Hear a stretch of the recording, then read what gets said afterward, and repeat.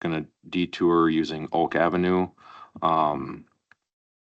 Looking around a mid to late August completion on that one.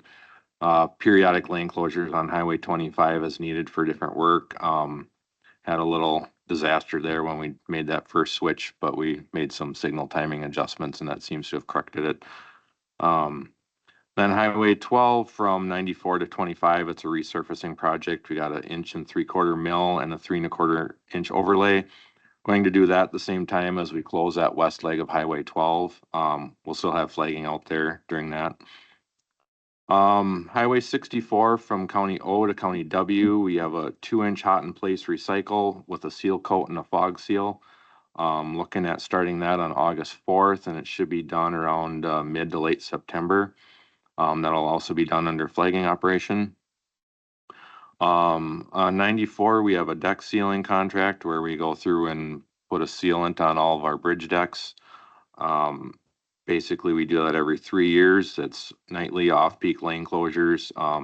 We started June 5th down by Osseo and working our way west. So I would anticipate in the next week or two here, we'll be working on the bridges in Dunn County. Pretty minimal impact. That's all I got on the state system. Dustin, do you want me to talk at all about D or anything like that? Or are you going to cover that? I can cover that. Okay. To that point. I guess I just wanted to add too, though, I did get an email today that the State Highway 64 project could be bumped up to July 14th. Oh, okay. Is what the contractor was telling me. Okay. And I know that process is a very long process for staging. Yes. Sounds like it's 1,000 feet long when they're doing the work. Yep. So. Okay, then the 810th Street Cranberry Creek Bridge downtown of Rock Creek should be done around July 9th. They're just doing the approach work and things like that.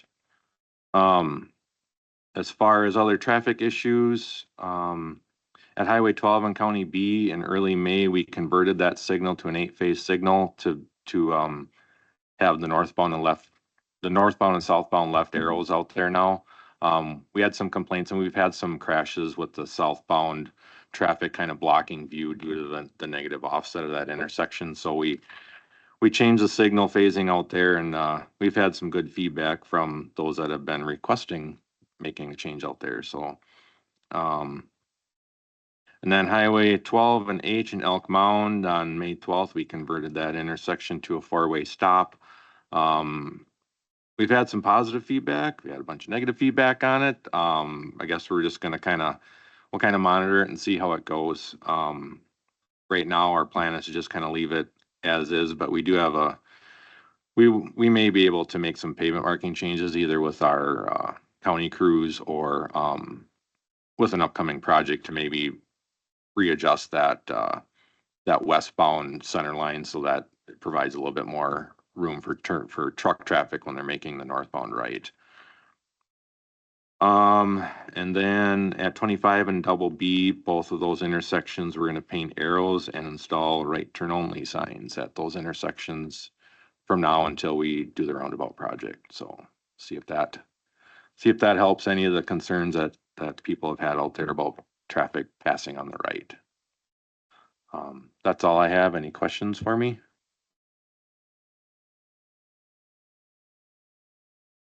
Oh, thank you. We'll move on to DOT Law Enforcement Liaison. Good morning. I'll attempt to share my screen.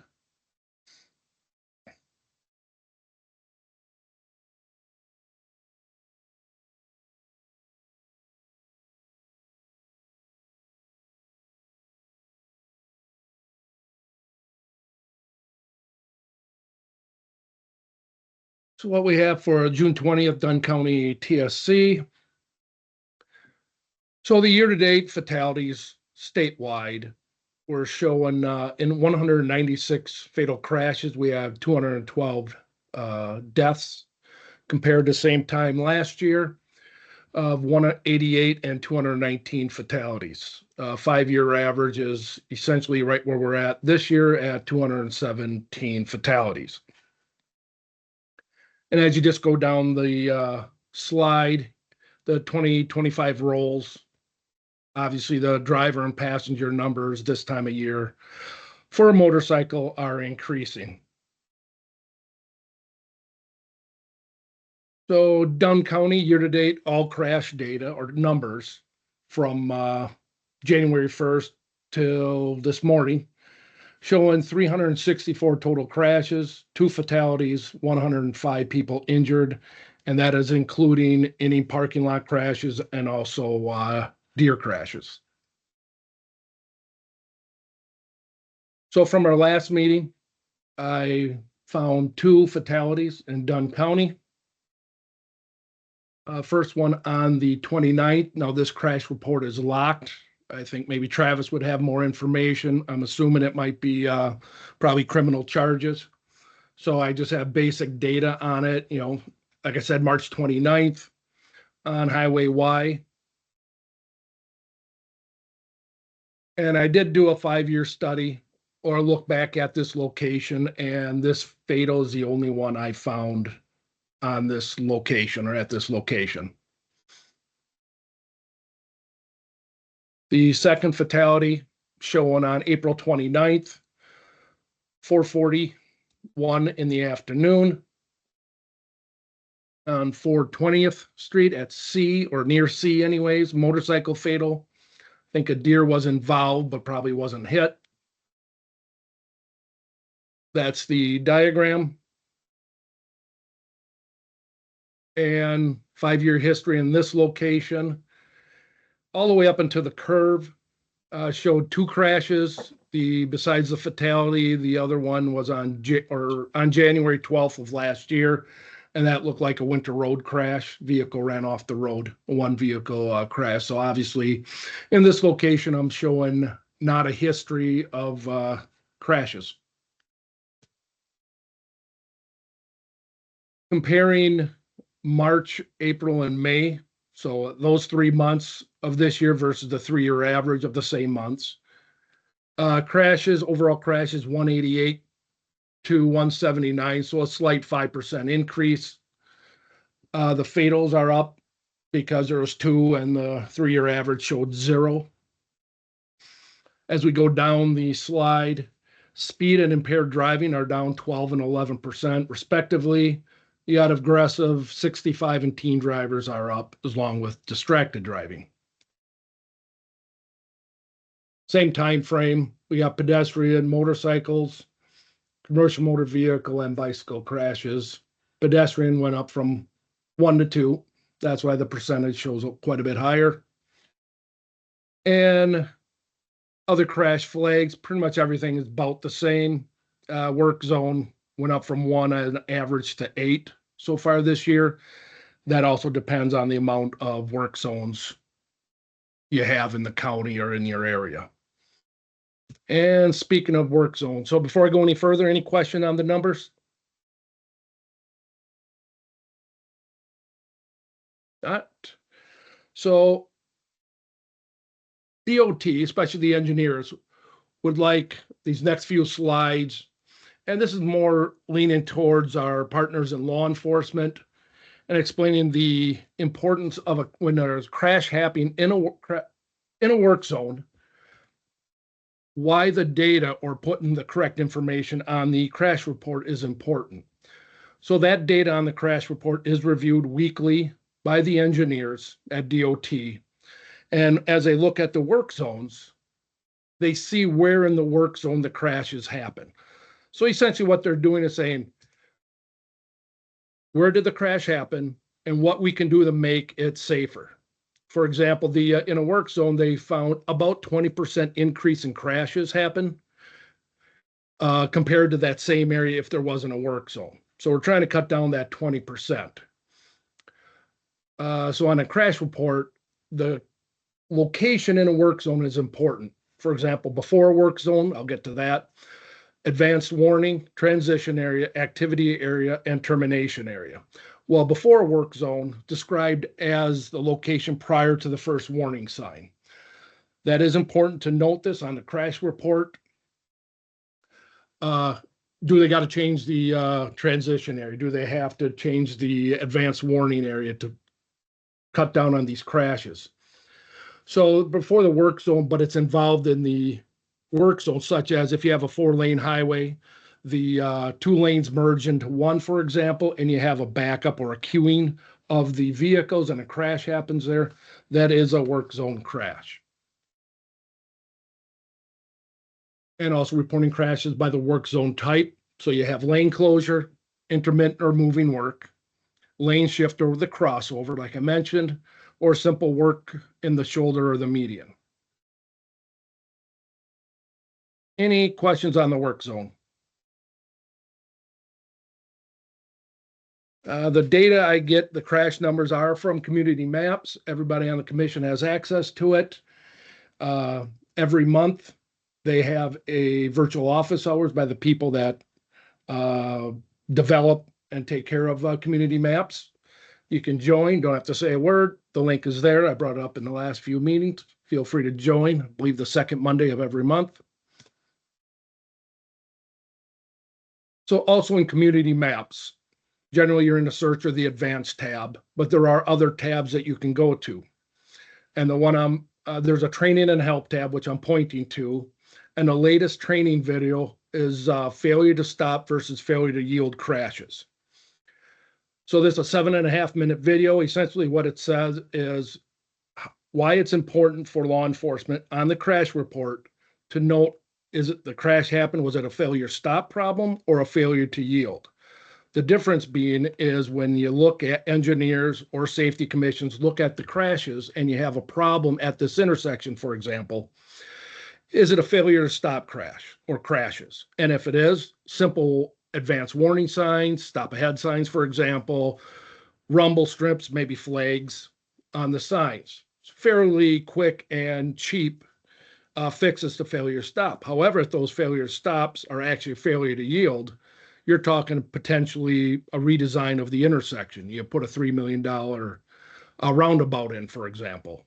So the importance of getting the accident report right, essentially that's what the video shows. And you can see there's other videos for anyone to take a look at.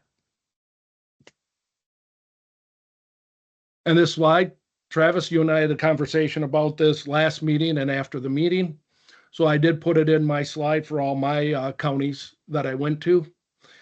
So emergency contact law, Travis brought it up last meeting. So June 1st of last year, a law went into effect from the state of Wisconsin, DOT. That's a slide from, I just grabbed off the Department of Transportation's website, where if you get your driver's license or renew it, DMV must ask that person if you would like to add an emergency contact to your driving record. And it's a voluntary service. The data you put in or the emergency contact is private. However, on their website, on this slide, you can hit the Start Now button and anybody can enter an emergency contact. So I've been getting that out, asking law enforcement or anybody else on social media to copy this slide, do what they wish to try to get this information out. And every time I bring this up, Travis, like you had mentioned, there's always law enforcement in the room said, yes, they could have used that at one point or multiple points within the last year, definitely in their career. Children's Wisconsin has a teen driving program. It's a statewide program targeting teens 13 to 18 years old. And they're partnering with DOT, Safe Roads Challenge, driver education programs for topics such as distracted driving, seatbelt, impaired driving, nighttime driving, and being a good passenger, hence why they're starting at 13 years old. Some of the program initiatives are educational materials, as you see on your screen, campaigns, evidence-based programs, and Safe Driving app, which is a Safe Roads Challenge. I mentioned that last meeting. I will get into it a little bit more. So they say the 100 deadliest days for teen drivers is between Labor and Memorial Day. So Safe Roads Challenge, Children's Wisconsin is trying to change that into the 100 safest days, not just for teens, for everybody, but So they're trying to empower young driver to make safer choices, turn this deadly period into a safer one. So this slide is specifically talking about the Safe Roads Challenge app, which is free app to download, put on your phone, where you can earn gift cards, etc., while using this app. Works in the background, and like I said, free and safe for everyone to use. Now, one thing with that app, if two people in the car have this app, it will ask you at the end of the drive if you're a passenger or a driver. So it does distinguish people that are in the car. QR code for the app. And if there's any questions, the contact information for Children's Wisconsin is on the screen. So proposed legislation, I will not go through all of them. We essentially did last meeting. I'll just get to the new ones.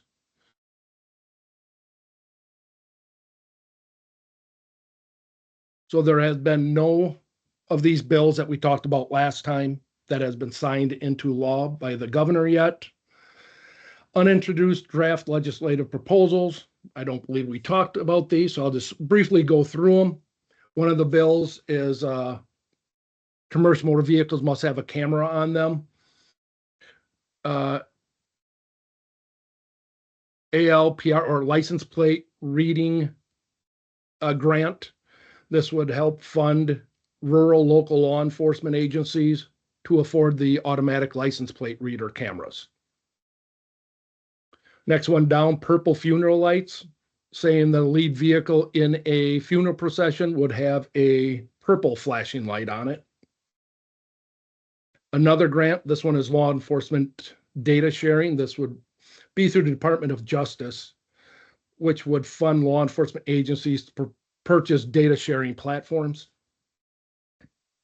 911 dispatcher immunity. So somebody that answers a phone call from the public, from your agency, if it's a suicidal subject and your policy is to transfer that person to a, for example, a suicide hotline, this bill, if signed into law, would offer liability immunity to the transfer of that call.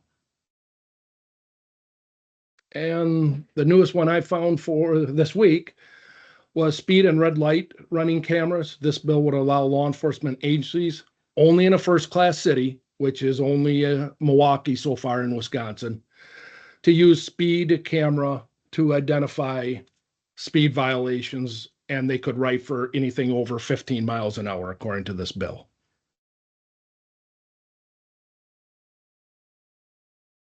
So them are just little brief snippets. They obviously aren't the bill. However, in community maps on TSC resources, they have a legislative summary that is up to date, updated at least weekly. And that's where I pull this information off of. But you can also have, there's a link on each of the couple sentences that I went over where you can read the full bill. But anybody on this TSC can go to this location and read the full bill. Governor's Conference is coming up, 19th through the 20th. I will be getting out a link to sign up for the August 18th business meeting. I believe that is active at this time, and it allows 2 people from each TSC to go if you wish. But this is at the same place at the Kalahari and the Dells. Some of the topics are on the screen. The only thing that might be a change on there is, last I heard, bridge collapse has been taken out as a topic. That is just contact information for myself, any of the other law enforcement liaison, and a regional program manager, or the person that handles or questions about the grants. So far, until they fill the northern half of the county, Dave Grass is the regional program manager intern for the northern part. Any questions?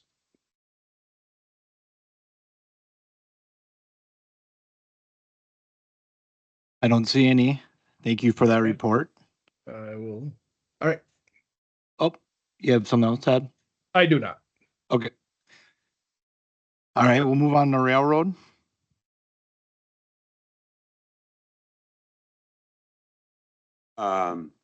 So yeah, for Union Pacific Railroad, happy to report since last meeting, we've had no incidences, which has been good.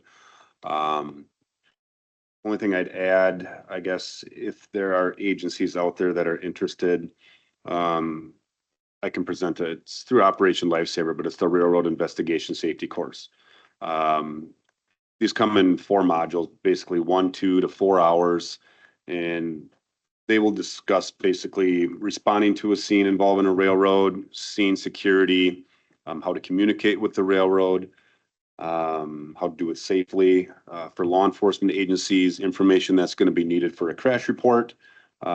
Just overall, these aren't incidences that happen frequently, but it seems in Dunn County, we get a few, especially in the Elk Mound area, where we've had some incidences with that. So it's a free class. I'd put it on, you get a certificate with it as part of the training. But if that's something that an agency has an interest in doing, be happy to facilitate that and present on that. So I know on the northern end of the county, Canadian National runs up there. So I do partner with Russ Colemansberger, who is the CN agent. And if it was something in Dunn County, him and I would try to get together. We both teach this class, and it's something as a point of contact, you know, who the agents are for the railroad, and just understand that you have a resource in us if we have those instances, whether it's a derailment or crossing collisions or anything like that. So hopefully we keep it safe. We've had issues with driver behavior, not stopping at stop signs. Our crews are reporting that. We do have close calls every day. So I guess I'd add, if there is an interest in partnering for an officer on the train type event, we can coordinate something like that as well. Happy to do that as well. But other than those things, that's all I have. Thank you. Any questions for railroad? Okay, we'll move on to the highway safety coordinator. Okay, since the last meeting, I appreciate everybody moving to the new location and finding it okay. This will make it a little more open to the public, which we need to be, and IT just got this room set up for us.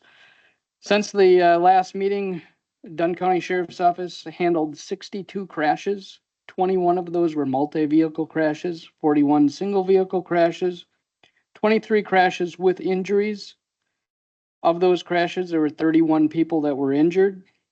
One thing that I would note is from the last meeting, obviously with the winter driving, we went down about 30 crashes. However, we went up in injuries, which is common in the summer. I pulled up last year's meeting notes from this same time period, and our numbers were almost exactly the same, with injuries being higher than they are in the winter, just because speed is more of a factor in these crashes. We had 6 alcohol or drug related crashes where an OWI arrest was made. One of those involved a pedestrian. Well, that was a fatal crash, and I'll cover that briefly, but that is open for criminal prosecution, so I can't go into too much detail on that one. There were, of those OWI crashes, 3 of those had injuries, and that resulted in 6 injuries, most of which were just single occupant vehicles. So it was the OWI offender that was injured in those. We had the 2 fatal crashes. I'll cover the motorcycle one first. That motorcycle was traveling in an area that he was familiar with. A witness heard the crash, was a short distance away, and as the witness got there, there was deer still running up the trail that is a regular crossing there. So it appears that it was a deer-related crash in that he was trying to avoid the deer. We did get the alcohol report back on that one, and he showed no alcohol in his system. The drug panel takes much longer, so I don't know that, but there's nothing suspected there. It appears to be an experienced operator. Tried to avoid a deer and put the bike down, which resulted in a fatality. The other crash that I can't go into too much detail was on County Highway Y. This is a clear stretch of roadway. It was in the early morning hours. It was still, lighting was bad, but the runner or the pedestrian had a traffic vest on. She was afraid of being struck by vehicles, so she would wear a traffic vest and just run up and down in front of the house before making a larger loop. And a teen driver who was under the influence of alcohol and possibly drugs struck that person. This vehicle had to cross the opposite lane and struck her, and there appears to be some inattentiveness besides the impairment in play here. Can't go into any more detail on that because that is a open prosecution case. We have been running an OWI grant and working 3 to 4 shifts per month. As we go through the summer, we're going to ramp that up. We'll probably be working about 5 shifts per month, targeting high OWI times. During that grant, we're restricted to 6 p.m. to 4 a.m.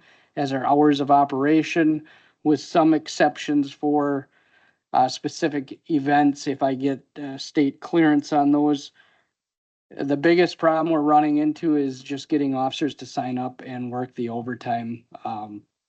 Officers are getting enough overtime that they're not wanting to work these traffic shifts. I've kind of expanded the hours to try to get people roped into it, and it seems like we're picking up our numbers, so hopefully we can get that grant money spent up. Otherwise, we just forfeit it to the state. So I'd prefer to get it spent here, keeping our citizens safe. Timing wise, we're doing a little better this time, so I'll go through the ATV stuff that Dustin had requested before.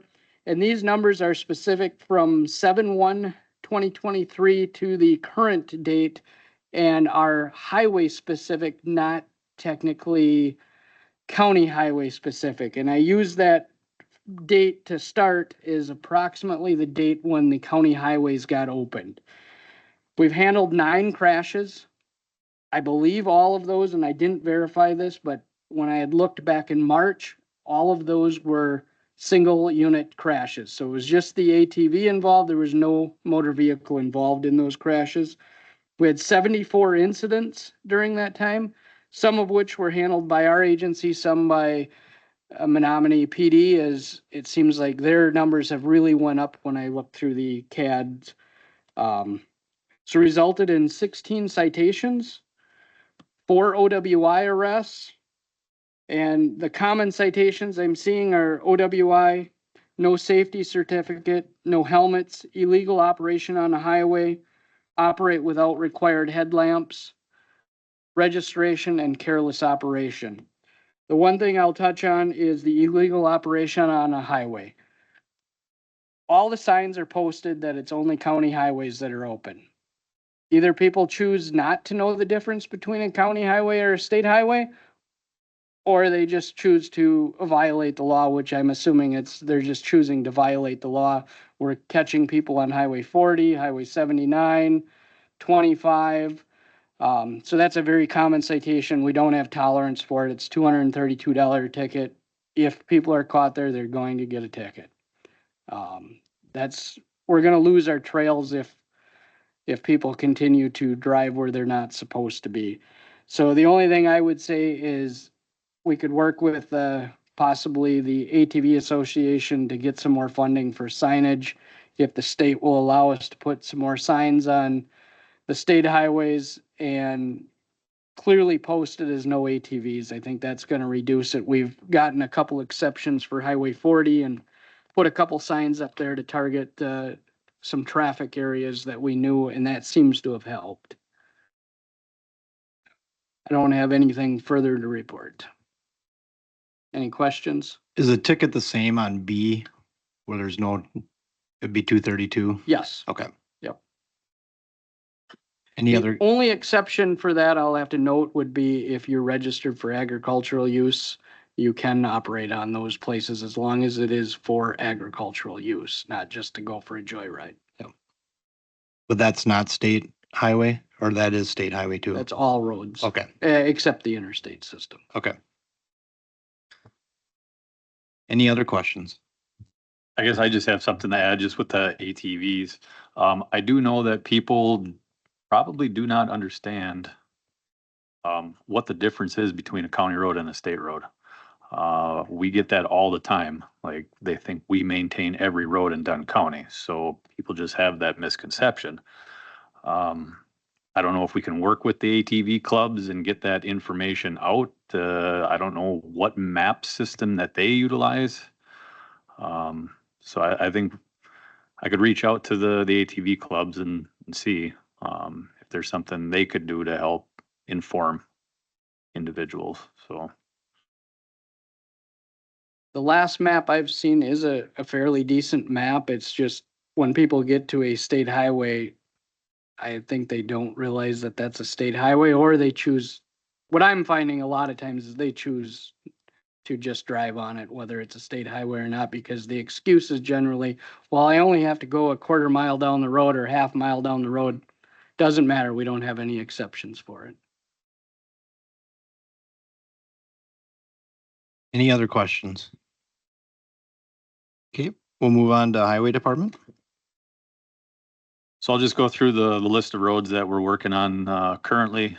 So we have County Road S from 170 to County Road N up in the town of Tanner. We have finished the paving on that. We just need to finish the shouldering and pavement markings, and that will be completed. Currently, the road is shut down to through traffic. We envision to have that completed here in the next few weeks. County Road G project from Highway D to State Highway 25 in the town of Tanner. That has also been completed with the paving operations. We just need to finish the shouldering and the pavement markings, which we anticipate being completed here in the next few weeks. We did start our County Road J project from the Menominee city limits south towards 410th Street, 410th Avenue. We did start that paving this week. We do have one mat on, and we will have the second mat on next week.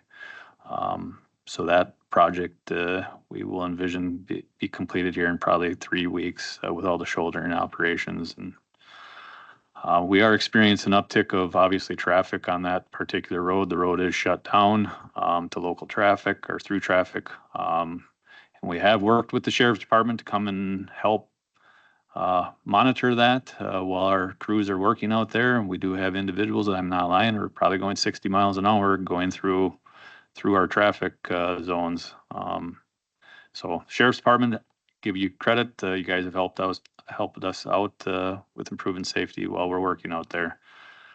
County Road D project that Chad mentioned, the Irvington Hill from 420th to County Road K. The contractor is currently putting curb and gutter on that. I would envision them starting the paving operations probably here in the next 2 weeks. I would probably say that project should be completed here early July is what I would envision based on the amount of work that they have to do yet. And then we do have a bridge up in Connorsville on County Road V that will be taking place sometime later this year. So County Road V north of 64 will be shut down for the duration of that project. Currently, there is no set time frame on when that project's going to start. And then we do have a few other projects that are in the docket right now. County Road D and G up by Jake's and Pioneer Bar. We are working through some real estate to finish that up and possibly looking at starting that project here after July 4th sometime. That is pending the finalization of the real estate. And then that's pretty much it I had for the projects. I just wanted to touch base. I did send everybody out the final traffic safety plan that Dunn County completed. On behalf of St. Croix, Dunn, and Eau Claire counties, we completed a safety plan. So the vision for that is obviously 0 deaths and 0 severe traffic incidences or injuries by 2040. It's a lofty goal, but it is obtainable. So that's what we're planning on trying to do. County Board has approved this plan. In that safety plan, obviously, there's the top 10 high injury network area roadways in the county. We can probably all guess of which ones they are. So our goal is to try to center our attention to those particular top 10 segments and curves and intersections in Dunn County to try to address that in the near future here. So obviously we will have to work with the DOT on some of that. They did do the study on all roadways in Dunn County. So obviously the more high injury networks are right around the Menominee area, which we can all understand is more traffic volume, leads to higher incidences with accidents. So like I said, if you did not receive that, I can also send that out to everyone. We will post this it is posted on our highway website. We are going to be implementing kind of like a wiki map, kind of showing what roadways that we have scheduled here in the next 5 years, what type of safety improvements we're looking at installing on these roadways. And then also if there's concerns by the residents, and that we're going to be able to kind of have that added into this. So more information to come, but this is a good start. And if you have any questions, feel free to ask. Any questions?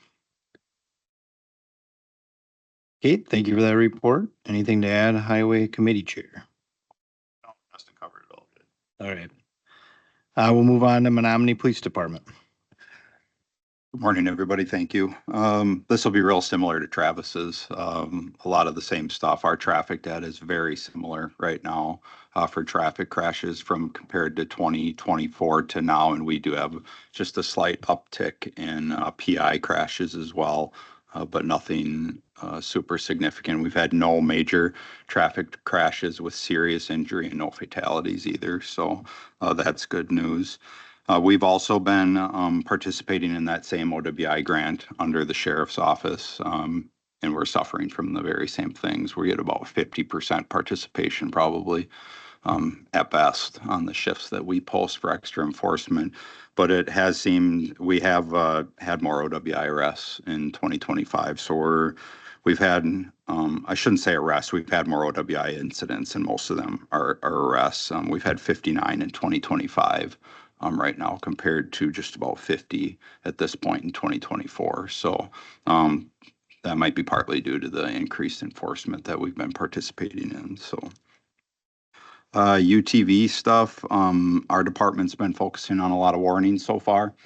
Since it's new to the city, some educational stuff. Our UTV is done. It's ready to go. It made it through the break-in period and was right back to air tech for some issues that we were having with it. So, but it'll be back out there soon. So people will be seeing it a little bit more out on the roadways and doing some enforcement.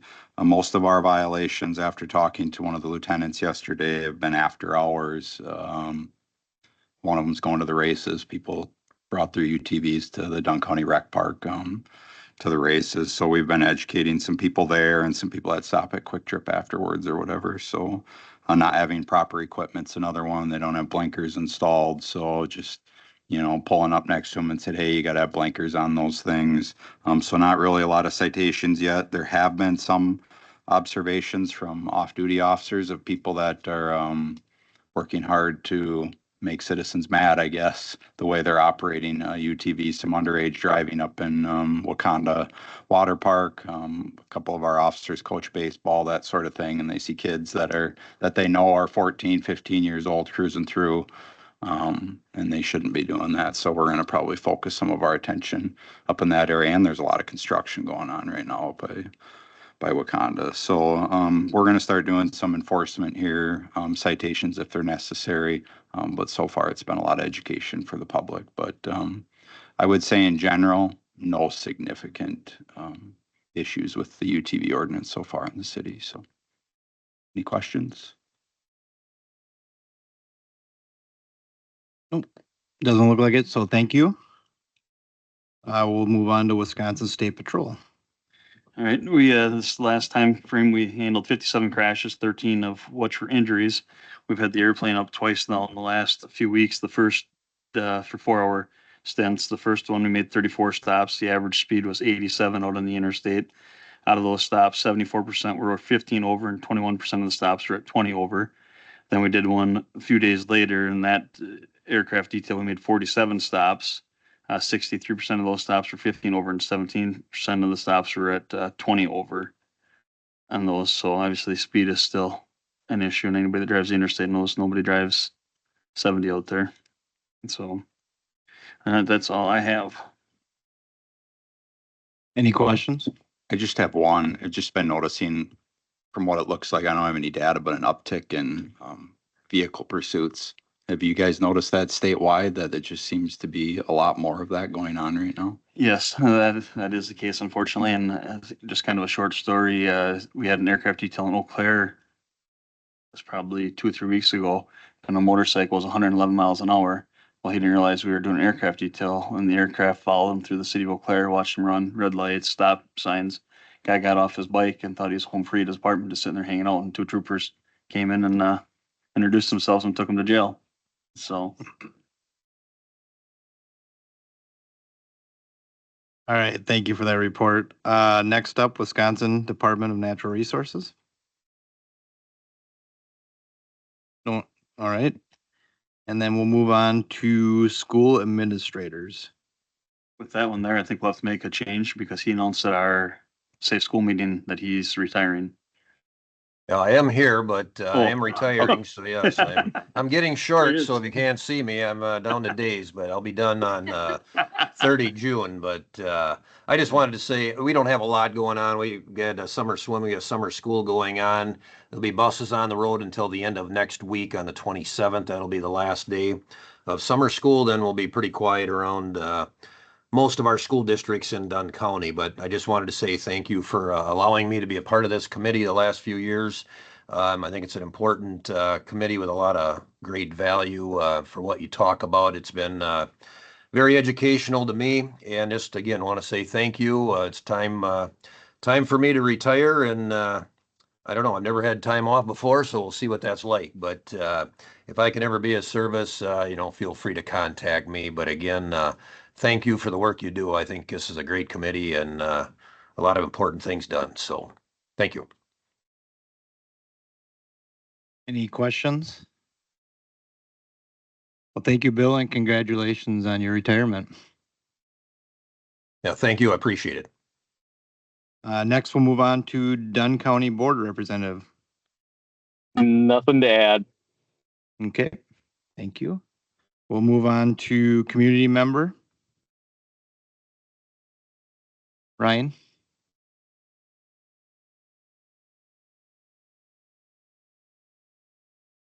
Is he? Okay.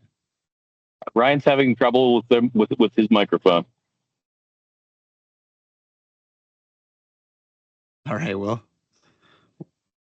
All right, he doesn't have anything. So we'll move on to driving instructor. Can you hear me? Yep. So nothing really to report or anything, but just a different perspective. I'm totally willing to work with any of you to create like short videos to inform the public on certain things. I got a little bit of background on that from teaching at the high school and stuff. Just simple things I was writing down, like you would think it'd be obvious thing, the county highway versus state highway, but simple things like that, or passing in that right turn lane versus is it a right turn lane only, things like that. So I'm open to working with any of you to create short videos that we can share out to the public, because sometimes I feel like just our general public has no idea on stuff. And I mean, I can share with my students and stuff, but any of you want to work with me on stuff like that, I'm totally, because I can share with my own students and then out into the just general public. So, and that's all I got. Thanks for that information, Jake. I would probably work with you with the sheriff's office to make some of those videos. I think that'd be a great idea. Okay. I would suggest Krista Vend at the county and Dan Dunbar, the new county manager, doing a lot of stuff with video education, and it might be worthwhile for the group of you to get together and talk about some way to coordinate that a little bit better. Who's the first person you said?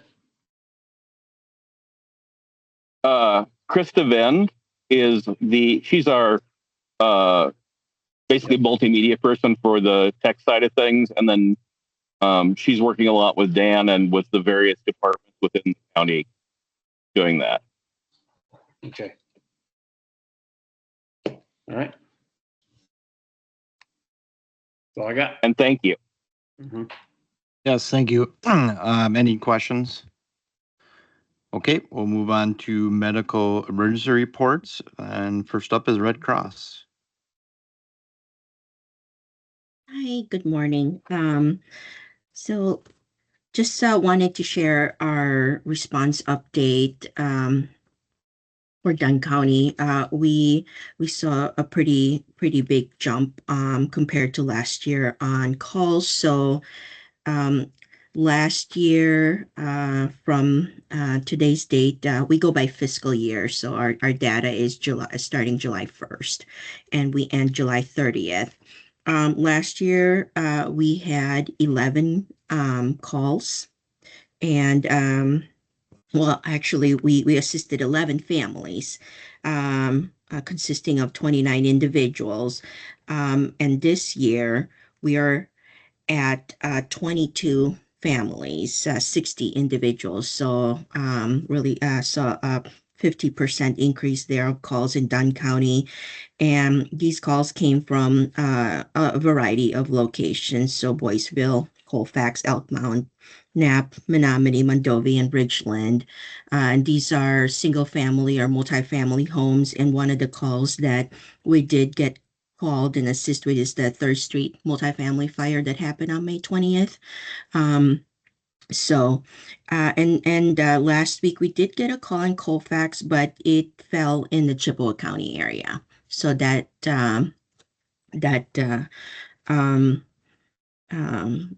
was noted on our Chippewa County calls instead. But other than that, that's really all I had. So thank you.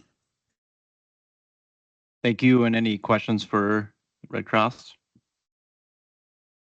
Okay, we'll move on to first responders. Good morning, everybody. I do not have any updates to share with the team. Okay, thank you. We'll move on to Mayo Clinic Health System. Do we have it? No one from here. Okay. Next up, Public Health. Hey, it's Jeff with Dunn County Health Department. The only thing I have is just a measles update. As of June 4th, we've had no confirmed measles reported in the state of Wisconsin, but there have been some confirmed cases in surrounding states. So there's, in our western region, we have about a 70% vaccination rate. So leaving us kind of vulnerable for some of those outbreaks. If there was an outbreak, to request the MMR vaccine, an outbreak from the federal level would take a little bit longer than maybe some of the SNS requests that we get. So it could take a few days to get in. We have restrictions on how much vaccine we can have on hand, even regionally. So just that update that there have been reported cases, and we're unable to perform measles testing. So we refer back to the healthcare facilities for that testing of suspect cases. Any questions? I'll take those. Doesn't look like any, so thanks for that report. We'll move on to disasters. I don't know if Melissa.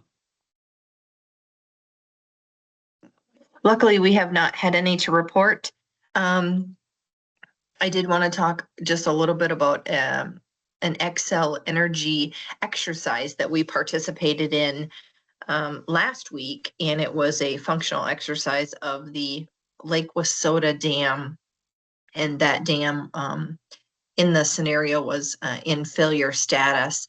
And you think, oh, that's pretty far away, but it definitely would have an impact on Dunn County. It would take about 3 hours for it to reach Dunn County. So we had a little bit of time to prepare, but we definitely would have some flooding issues and definitely have some concerns and have some Chippewa River erosion. So that was a really good exercise. Really made us think about some things. And of course, we have 3 dams in our county, to excel with the Cedar Falls and the Lake Monoman. And then we have the O'Galley Dam. So definitely I have reached out to the highway shop. I believe Brent, I sent him an email to kind of pre-plan some of these situations and where we could put barricades and have those routes kind of pre-planned. So, we're thankful to have those exercises. So if we do have a disaster, at least we've been through some of that exercising and practice and upped our skills. So that's all I have to report. Melissa, I was just wondering, I was at the golf course last night and the sirens went off, but I didn't get a text like code red. Is that geofence? Does it sense certain areas where you're at so you don't get that message? I'm gonna have to check into that for you, Luke. So you have signed up for Code Red Yep. and you did the weather. It may have, it may geofence. I'm gonna check into that and I'll get back to you. Okay, sounds good. Any other questions for Melissa? Okay, we'll move on. Highway traffic safety. I have nothing further to add. Okay. Next is fire department and EMS. Denny, okay. And last will be medical examiner. Okay. Number 7, items placed at the request of the chair, none. Next meeting, September 19th, 2025, 9 a.m. and we'll be in this room again. Yes, this should be our permanent home Yes, from now okay. on. And we are adjourned. Thank you. Quick question. I know Jake was talking about the helping with video. Who was it who's in the room there? I'm going to send a message to Chris Devend so I can get you all hooked up. It was Travis from the sheriff's department. Okay, Travis, great. I will. I'll send out a message so you can cross connect and see if that would be a useful thing. Okay.